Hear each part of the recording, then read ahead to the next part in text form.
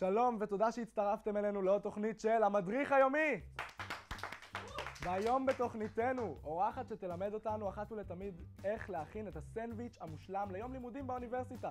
קבלו את השפית הראשית של מסעדת סביח בכריך, שמחה פסטרמה.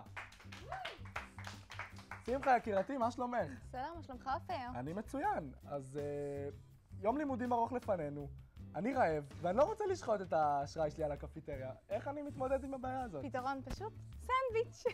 אוקיי. אנחנו נרכיב את הסנדוויץ' מלחמניית 8 סטנדרטית, מיונז, עגבנייה, חסה, מלפפון וכמובן פסטרמה.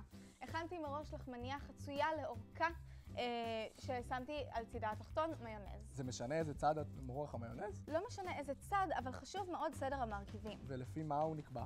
סדר המרכיבים נקבע לפי המודל המיוצנטרי, שאומר שאנחנו מתחילים מהמרכיבים הלחים והרטובים ביותר אל המרכיבים הקשים והיבשים ביותר. זאת אומרת שאתה שם עכשיו את העגבניות. לאחר מכן את החסה. אתה יכול לנחש מה הלאה? כן, אני מניח שהמלפפון הוא פחות רך ופחות רטוב. נכון. נשים אותו הבא. ואני מניח שהפסטרמה בסוף? נכון מאוד.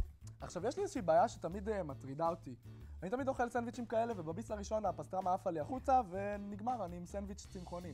איך אני מתמודד? בעיה מוכרת ואפשר להתמודד איתה בקלות. אוקיי. את הפסטרמה אתה לוקח ומגלגל אותה, מקפל אותה, ומצמיד אותה לצידה הפנימי של הלחמנייה.